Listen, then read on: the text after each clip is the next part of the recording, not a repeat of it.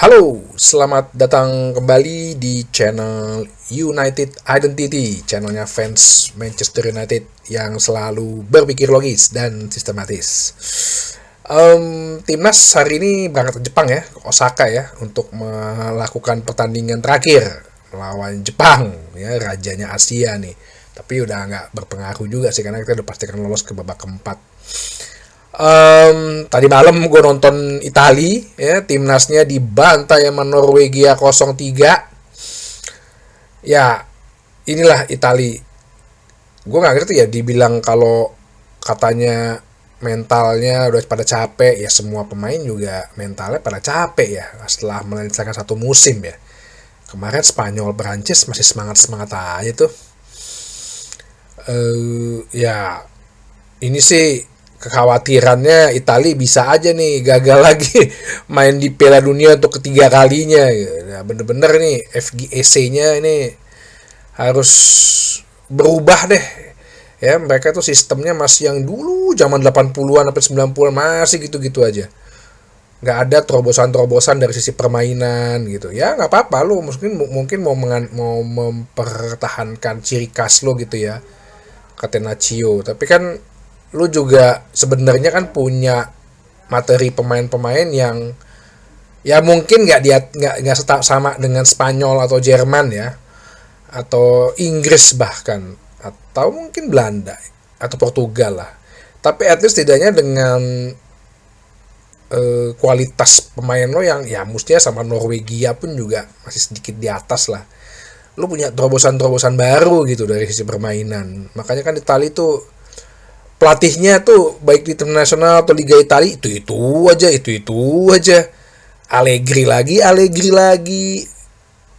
Pelatih AC Milan, Gasperini lagi. Di pelatih AS Roma lagi Gasperini. Ranieri lagi bisa-bisa aja balik. Bentar lagi Pioli balik gitu. Ya, Spalletti ini kan lagi megang di timnas aja. Kalau kan muter-muter juga tuh. Padahal Spalletti dari tahun awal 90-an tuh udah ngelatih loh. Masih itu aja. Ya kayak tadi malam gue sih agak bingung juga, Spalletti ini ngapain sih masih pasang Di Lorenzo, emang bener-bener anak kesayangannya di Napoli kan. Ya permainannya juga, padahal kipernya baru juara UCL tapi bisa dibobol 3 gol gitu. Oke, kita fokus ke tim kita, Manchester United. Ada bahasan topik yang mau gue bahas. Jadi beritanya adalah bahwa Manchester United sudah menyiapkan tawaran kedua, karena tawaran pertama itu ditolak, untuk Bryan Mbeumo kepada Brentford. Ya, menurut laporan Fabrizio Romano, ya mungkin sih baca beberapa berita, kisaran total paket bisa di atas 60 ya. Makanya tadi kemarin kan gue bilang kan, ini gue rasa deal-dealnya bisa di 55 plus 10 add-ons nih. Tapi ditegaskan kembali oleh Fabrizio Romano bahwa Bryan Mbeumo itu menolak klub lain, tetap menginginkan Manchester United. Pokoknya dia maunya bermain di Manchester United, nggak mau klub lain, nggak mau pindah liga. Dan Mbeumo dikabarkan memberikan isyarat gitu ya, atau ada pembicaraan terhadap manajemen Brentford agar jangan dipersulit. Ya, lu jangan persulit gue deh, udah gue pengen pindah dari klub ini. Oke. Kontrak gue tinggal setahun lagi. Gak usah lu mempersulit, cari-cari untung sebanyak-banyaknya, oke kan? Nah, makanya gue adalah pengen supaya jalan gue mulus-mulus aja deh. Gue udah banyak juga kan memberikan kontribusi, menurut Mbeumo mungkin begitu. Jadi ya kita tunggu, tapi gue rasa sih ini play hard to get juga. Brentford juga ngejual pemain dengan 55 juta, mungkin itu udah ada rekor termahal dia kali ya. Resiko klub menengah kan ya begitu. Ya lu beli pemain murah, ya lu mau nggak mau harus jual pemain. Ya dia kan belum nggak jadi top scorer, tapi kan emang ngegendong Brentford gitu. Ya gue rasa sih angka 50 juta tuh angka yang pas. Lu gak usah ngayal gitu minta 70 juta 80 juta, lu siapa gitu ya. Kita bisa aja walk out dari negosiasi itu, ya itu lebih bagus. Jangan memberikan kesempatan. Dan sebenarnya itu eh apa ya, rugian buat Brentford kan, hubungan dengan pemain juga jelek, lu juga jualnya susah, karena yang lagi butuh ya Manchester United. Siapa yang lagi butuh? Arsenal, mungkin Newcastle, ya bisa jadi, tapi kan pemainnya nggak mau ke situ. Nah, ini 3 negosiasinya ini nih yang harus diselesaikan gitu ya. Ya tunggu aja. Tambahan berita juga satu, Ange Postecoglou akhirnya dipecat dari Tottenham Hotspur. Walaupun dia sudah membawa juara Europa League ya sama Tottenham. Kemarin dia bilangnya akan ada season ketiga, ternyata season 3-nya nggak ada. Season kedua udah di cancel.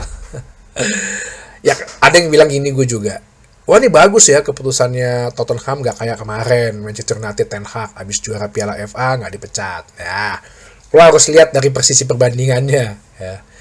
Waktu kita juara Piala FA sama Ten Hag setahun yang lalu, di final kita tuh mainnya bagus ya, walaupun kondisinya hampir sama lah dengan Ange. Ada di, bahkan lebih parah ya, Ange posisi 17 gitu, Ten Hag posisi 8. Sama-sama punya banyak cedera pemain. Tapi Ten Hag itu masih bisa menunjukkan permainan yang bagus gitu. Di final Piala FA kan main kita bagus. Ya memang harus main lawan City begitu. Counter attack. Ya, harus reaktif football. Tapi lu kalau nonton kemarin Tottenham Hotspur lawan final lawan Manchester United kan, buset deh itu jeleknya. Kalau ada yang bilang mau pundit kayak mau jago analis kayak ya, kalau lu nggak bilang kemarin tuh final Europa League Tottenham itu mainnya bagus atau nggak jelek, mending lo resign aja gitu loh, jadi pundit atau jadi analis. Itu kan mainnya jelek banget gitu. Ya kalau kemarin pas Ten Hag kan dari sisi owner oke lah, gue masih bisa kasih kesempatan karena sebenarnya lo bisa ngasih permainan bagus gitu. Gua support deh duit. Tapi kalau lihat dari kondisinya Tottenham kan, Daniel Levy juga mikir gitu loh. Lo main di final dengan antitesis dari filosofi lo, mainnya jelek abis. Ujung-ujungnya lo peringkat 17, terburuk nih. Ya ngapain gua keluarin lagi 200 juta anggaran buat lo menghadapi musim baru? Mending gua bersama dengan pelatih baru. Nah, beda kondisi ya. Jadi jangan disama-samain, jangan diulang-ulang balik lagi. Tuh Manchester United kenapa nggak kayak gitu? Dilihat kondisinya. Ini satu topik yang agak rame juga dibicarakan mengenai Gyökeres ya. Tapi gue akan bahas secara keseluruhan. Ini kan beritanya kan sebenarnya yang muncul dengan Manchester United dulu. Ada beberapa fanbase juga, ada beberapa ya media lah bilang, kenapa ya kok Gyökeres cuman ke Manchester United doang? Maksudnya Gyökeres kok beritanya cuman Manchester United doang? Ya bukan karena masalah trafficnya yang paling tinggi. Kok nggak ada berita klub lain ngincer dia sih? Sebenarnya dia bagus gak sih gitu? Itu loh, sebenarnya dia bagus gak sih? Gini, gue pernah ngomong ya beberapa episode lalu, kalau mau bicara main di IPL, gini, bukan bicara, pertama gini, kalau mau bicara kualitas Gyökeres, ya, siapa sih yang lebih tahu? Nah, pernah kan gue bilang gitu.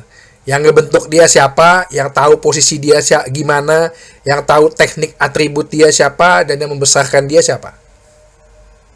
Yaitu Ruben Amorim. Jadi Ruben Amorim nih yang tahu nih mengenai Gyökeres nih. Pertanyaannya kan, sekarang Gyökeres sebenarnya cocok gak sih di Premier League atau di Manchester United ya, secara khusus?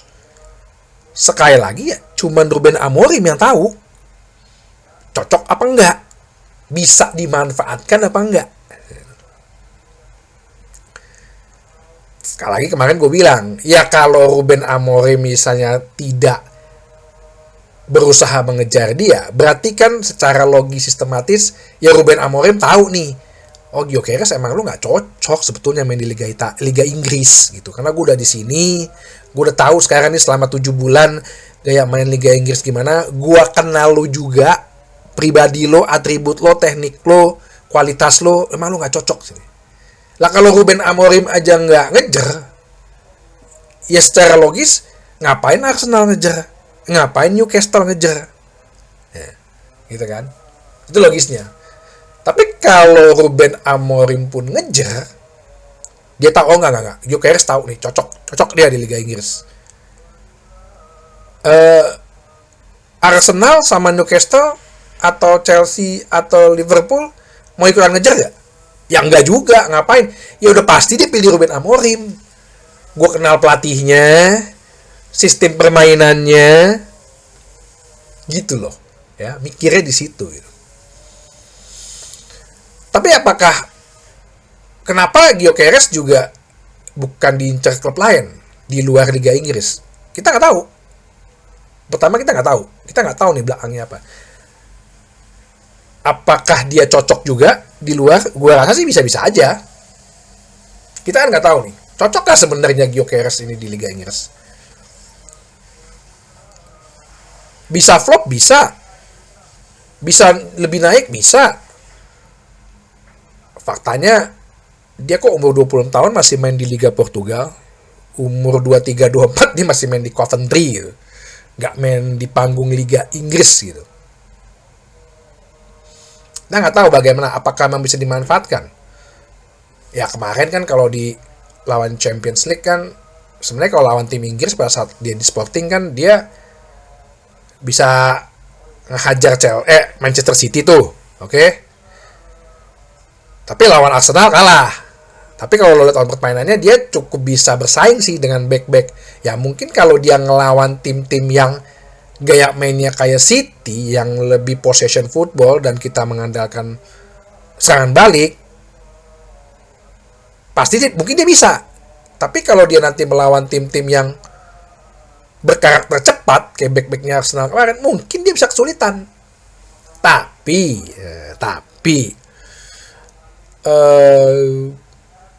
setidaknya kan gue bilang, setidaknya di lini depan kita tuh ada perubahan gitu loh. Kalau nggak ada sesuatu yang berubah, ya lo pasti akan merasa was-was. Optimisme lo terhadap tim Manchester United di musim depan itu pasti kecil.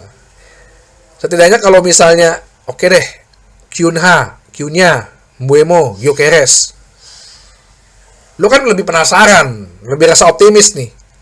Nah, perjalanan timnya nanti kemana, ya nanti udah termasuk konsistensi, bagaimana teamworknya, kepemimpinan nanti di lapangan. Nah, itu tuh udah mulai bekerja tuh. Itu salah satu alasan kenapa sih aku Gyökeres kok nggak diinjak klub lain. Dan yang kedua sih yang gue bilang, memang saat ini klub-klub lain emang lagi nggak ngincer striker sih. Kita nggak usah ngomongin Liga Italia ya. Sekali lagi nih ya, gue penggemar Liga Italia nih, jangan sakit hati. Gue fans Liga Italia, gue nonton Liga Italia. Kita jangan ngomongin Liga Italia deh. Harga 60 juta pon atau 70 juta euro mah nggak sanggup. Liga Italia nggak sanggup, udah pasti nggak bakal beli deh tuh. Lagi pula Napoli udah punya Lukaku, Inter ada Lautaro Martinez, Juve ada siapa namanya, Dusan Taufik lagi, Vlahovic, sorry. AC Milan mungkin ada Pulisic ya, segala macam, Leo.